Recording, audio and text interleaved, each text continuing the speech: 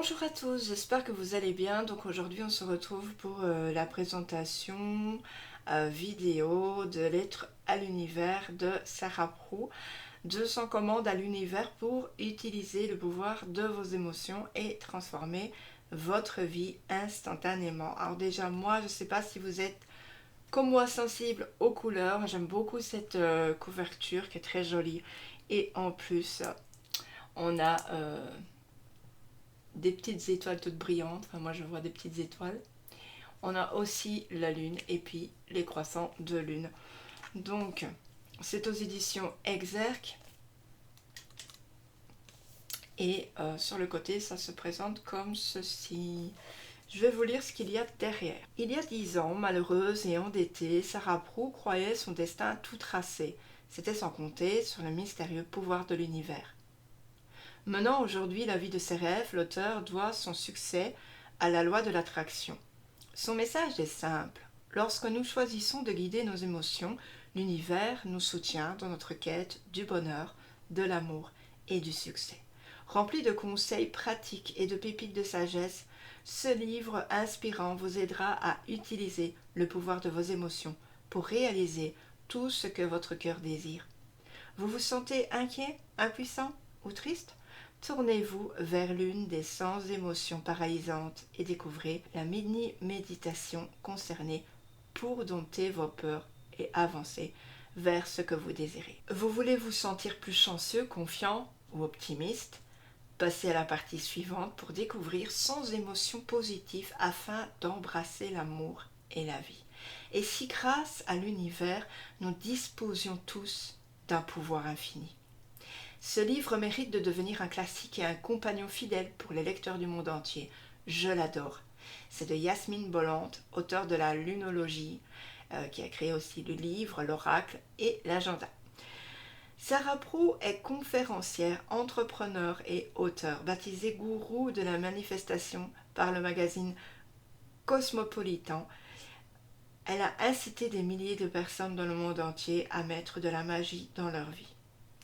Donc voici l'auteur, je vous montre, et il est vendu au prix super abordable de 18 euros.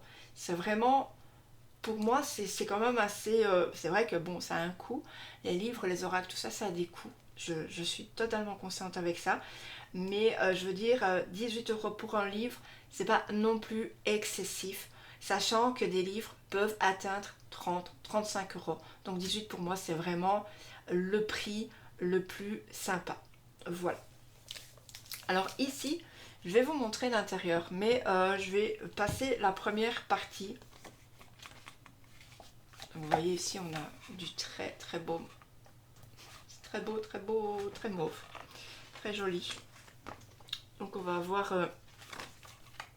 une dédicace à l'amour de ma vie, Sean Patrick Simpson. Et ici on va voir toutes les parties. Donc la première partie, moi je vais vous la passer parce que j'en ai fait en fait une synthèse. J'ai un petit peu résumé. Il va y avoir les premiers signes, première partie, mes premières conversations avec l'univers. Donc opter pour l'amour plutôt que la peur, etc., etc. Ensuite, en deuxième partie, on va voir les 100 mini-méditations pour s'élever au-dessus de la peur. Troisième partie, 100 mini-méditations pour accueillir l'amour. Et la quatrième partie va être, elle, pour entretenir l'inspiration. Donc on va avoir entre autres les 10 éléments fondamentaux de la manifestation, stimuler l'essence de la visualisation, etc. Et je vous montrerai tout ça, les remerciements, les ressources et puis l'index. Alors ici, moi je vous passe la première partie. Donc on va faire comme ça. Donc ici, on sera déjà à la deuxième partie, mais on est courte. Et puis moi, je vais vous lire du coup cette première partie. Je vais vous expliquer un petit peu. Alors ici déjà, on va planter le décor. Donc les premiers signes du changement qu'elle a décidé de faire. Et ça, c'était au mois de décembre 2008, à la veille de la nouvelle année. Oui, le 31. Éloignés l'un de l'autre, elle et son mari regardent un film qu'elle a choisi et que ce dernier lui reproche de n'être pas intéressant du tout à son goût. Et elle en parle justement dans le livre, c'est que elle et lui ne sont finalement pas en phase. Donc 10 ans qu'ils se connaissent, qu'ils sont en couple, et ils n'ont pas eu de moment où ils sont en paix, heureux, ensemble, où ils partagent des choses. Et finalement, ce changement, cette envie de partir qu'elle a décidé de faire plusieurs fois, sera la bonne ce jour-là, lorsque les larmes qui couleront sur ses joues et la prière à l'univers qu'elle fera. Donc je vous lis ici. Cher univers, s'il te plaît, libère-moi de cette souffrance. Je ne veux pas passer une autre année à me sentir seule. Aide-moi à trouver le moyen de changer ma vie, à quitter cet endroit. Suggère-moi une idée inspirante. Et donc elle va faire cette prière en espérant vraiment un miracle, vraiment une idée qui surgisse. Mais elle se dit aussi que partir sans savoir comment, et puis aussi quelle sera l'aide sociale qu'on va lui octroyer. Donc elle a un peu peur malgré tout, mais cependant cette fois, ça y est, c'est le jour. Et elle saute le pas, et du coup, elle va se sentir libre dans son esprit, et puis aussi elle va se libérer totalement de l'emprise de sa vie actuelle. Ensuite, on va nous parler de opter pour l'amour plutôt que la peur. Donc moi ici, ce que j'en ai pensé, c'est que la peur, elle nous oblige à nous faire reculer et elle domine nos actions. Donc par exemple, on veut apprendre à conduire, mais on a peur d'avoir un accident. Cette pensée va nous obséder. Que va-t-il se passer, à mon sens, après? Eh bien, c'est on n'apprendra pas à conduire. On va laisser tomber, car la peur, elle va dominer. Voilà. Donc ensuite on va voir l'invitation. C'est bien souvent quand on est très mal, qu'on est triste et qu'on a essayé toutes les solutions possibles que l'on demande de l'aide à Dieu ou encore à l'univers. On lui demande de nous guider, d'exaucer nos prières. Et c'est à ce moment-là que l'on décide inconsciemment de s'en remettre à Dieu, l'univers ou autre croyance de votre choix. Nous faisons partie de l'univers, c'est ce qu'elle explique. On est un tout. Vivre d'une prière, lorsque quelque chose ne va pas, on prie, on demande que tout aille bien, que les choses soient positives, ok. Mais moi je pense que c'est bien aussi de prier même quand tout va bien. Même quand tout est extra dans notre vie, qu'on manque de rien, que tout coule, tout est beau, tout est rose, et bien là, on va quand même prier, on va quand même dire merci mon Dieu, ou merci selon votre croyance à Bouddha, à l'univers, qu'importe, mais on va être reconnaissant du moment présent. C'est quelque chose quand même d'assez important. Ensuite, on va avoir la deuxième partie ici. Donc vous voyez, j'ai fait une synthèse de la première. Et donc on va ici s'élever au-dessus de la peur. Ce sera ici un soutien dans les moments où vous aurez besoin de tout courage ou de, par exemple, vous remonter le moral. Voilà, un petit truc qui ne va pas. Donc ici, moi je vais vous présenter ceci. Quel est le sentiment que j'éprouve en ce moment? Donc moi je suis un petit peu anxieuse, voilà. J'ai un peu peur de certaines choses que j'ai dû faire là actuellement parce que j'étais obligée. Ça m'enchante pas des masses, j'aime pas faire ça. Et je suis anxieuse des réponses. Donc qu'est-ce qu'on va faire? On va voir si le mot anxieuse est dans le livre. Hein. Si on ne trouve pas le mot anxieuse par exemple, on va aller chercher un autre mot qui s'y rapporte. Moi j'ai anxiété, donc ça va. On va aller chercher le numéro 8 là-dedans. Alors, qu'est-ce que ça nous dit l'anxiété? Petite, je m'inquiétais de tout. Donc ici, c'est elle qui parle. J'avais peur de la nuit, des gens, de la nourriture, du changement, etc. Je manifestais mon anxiété en me rongeant les ongles et en étant constamment obsédée par l'inconnu. La plupart des gens éprouvent de l'anxiété vis-à-vis d'événements qui ne se sont pas encore produits. C'est beaucoup mon cas. Leur attention se porte sur un détail qui, selon eux, se révélera dans le futur et leur dérobera leur bonheur. Totalement mon cas. Ne l'oubliez pas, en vous concentrant sur les moments présents et en respirant profondément, vous serez plus calme. La meilleure manière d'orienter votre anxiété vers un lieu d'ancrage consiste à vivre pleinement chaque moment et à vous rappeler que l'univers prend soin de vous. Cette méditation vous aidera à soulager vos inquiétudes concernant le futur. Donc la méditation est celle-ci. Cher univers, je suis en sécurité. Mon anxiété est illusoire. C'est une invitation à orienter mon énergie vers un lieu de présence.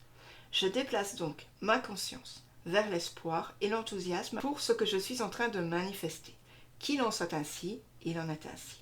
Ensuite, on va avoir quelques mots-clés, assurance, calme, guidance, auxquels on pourra se référer un peu plus loin. Par exemple, si on va dans le 13. Voilà, donc l'assurance, du coup, c'est évidemment positif. Donc, c'est plus du côté de l'amour, des méditations, de l'amour, du positif. Donc, on va aller chercher l'assurance ici. Donc, moi, je trouve ça extrêmement bien. Ensuite, on va aller chercher la deuxième partie, qui se trouve facilement parce que, du coup, on a un violet qui se voit dans les pages blanches. On va voir 100 mini-méditations pour accueillir l'amour. Ici, qu'est-ce qu'on va nous dire là-dessus? Ça va nous permettre de célébrer et puis de ancrer notre élan afin que nos rêves s'accomplissent. Voilà, afin qu'on soit beaucoup plus positif. Alors ici, on va voir qu'est-ce que je ressens présentement, qu'est-ce que je souhaite ressentir. Eh bien moi, je ne sais pas qu'est-ce que je pourrais ressentir. Qu'est-ce que je voudrais ressentir? Ça serait de la confiance, pourquoi pas, en 25.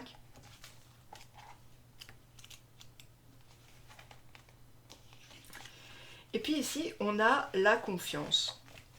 Donc c'est un très beau sentiment quand on a entièrement confiance en une personne, en une situation ou en l'univers. La vie s'en trouve facilitée. À l'inverse, quand on considère les choses avec méfiance, ou confondre sa situation présente sur les échos du passé, alors on se crée de la souffrance. Ne l'oubliez pas, si vous n'avez pas confiance dans les gens, c'est que vous n'avez pas confiance dans l'univers.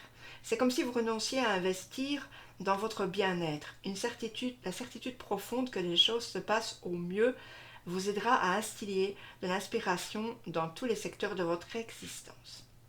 Un cas. Donc le cas d'Elvie, par exemple, elle vivait avec son chat Roy dans un petit appartement en Nouvelle-Zélande. Roy avait été ainsi nommé en souvenir de son mari qui était mort durant la Seconde Guerre mondiale. De nature optimiste, Elvie voyait toujours les bons côtés des gens, en dépit de la perte de Roy. Par contre, elle s'aventurait rarement à faire de nouvelles expériences ou à rencontrer de nouvelles personnes. Un jour, elle reçut par la poste des cartes de loterie à gratter provenant, lui sembla-t-il, d'une grande entreprise. Elle gratta et découvrit l'inscription suivante, lot instantané de 250 000 $. Évidemment, on sait bien que c'est de l'arnaque. Donc du coup, elle a plongé, elle s'est fait avoir, elle a dû perdre 20 000 $ malheureusement pour elle, mais elle a quand même choisi de ne pas perdre confiance en l'humanité pour autant. Voilà, on se dit que finalement, cette personne ou cette entreprise, c'est pas parce qu'elle est mauvaise que les autres personnes sont mauvaises. Elle possédait quand même d'autres investissements rentables, donc du coup, mais elle a quand même décidé de faire preuve de conscience et puis elle a engagé un avocat pour lui confier la charge d'enquêter sur l'entreprise frauduleuse. C'est ainsi qu'elle rencontra James, qu'elle épousa ensuite. Sans la fraude dont elle avait été victime, elle ne serait pas sortie de sa zone de confort et n'aurait pas pu accueillir l'amour dans son existence. Elle a laissé sa confiance dans l'univers l'emporter. Donc ici, c'est bien d'avoir confiance, mais il faut faire aussi attention. Mais en attendant, si l'univers met sur votre chemin quelque chose auquel vous ne devriez pas répondre et que malgré tout vous y répondez, c'est peut-être qu'il a un plan pour vous. Donc voilà. Peut-être vous vous aurez fait arnaquer. Bon, ici, elle avait quand même quelques trucs rentables, donc du coup, elle a eu de la chance. Mais voilà, elle a quand même rencontré son mari. Si elle n'avait pas fait ça, ben voilà, elle serait toujours toute seule et du coup, elle n'aurait pas été heureuse. Finalement, elle était toute seule avec son chat, mais elle n'était pas forcément heureuse non plus. Donc ce coup de l'univers a été un bon coup. Donc ici, on a la mini-méditation. Cher univers, permets-moi d'avoir confiance dans les circonstances qui se présentent à moi. Puissé-je acquérir la certitude que tout ce que je traverse présentement a pour effet de me préparer à recevoir ce que mon âme a demandé, qu'il en soit ainsi, et il en est ainsi. Ensuite, on va entretenir l'inspiration dans la 4e partie. On va voir les 10 éléments fondamentaux de la manifestation. Voilà, manifestation, c'est quand vous faites des méditations, vous visualisez ce qui se passe, ce qui se manifeste à vous. Ensuite, stimuler l'essence de la visualisation. Voilà. Concevoir votre espace sacré. J'en ai sauté un. Comment créer votre tableau de vision. Concevoir donc votre espace sacré. Moi, j'ai fait un espace sacré, je trouve assez bien. J'ai mis 2-3 trucs sympas. Ici, on vous explique un petit peu. On vous explique des suggestions d'objets à déposer sur votre autel. Rituel quotidien pour se brancher sur l'univers. Faites-nous part de vos moments intimes avec l'univers. Ici, on peut écrire à cette personne, c'est super cool, pour lui dire, voilà, j'ai éprouvé telle chose quand j'ai fait la méditation. Voilà. Et puis, on va voir les remerciements ici par la suite. Donc, comme vous le comprenez, moi, j'aime beaucoup ce livre qui est assez sympa, vraiment très bien pour moi. Je suis vraiment contente de l'avoir eu. Super, vraiment, on l'a déposé sur mon chemin, donc je remercie les éditions Tridaniel aussi, hein, du coup. J'aurais peut-être pas forcément toute seule commandé, donc moi je suis contente qu'on me l'a mis comme ça en présent dans ma boîte aux lettres. Donc je vous laisse, je vous fais d'énormes bisous, n'hésitez pas à me dire ce que vous pensez de ce livre. N'hésitez pas à vous abonner à ma page et à mettre un petit j'aime. Tiens, salut.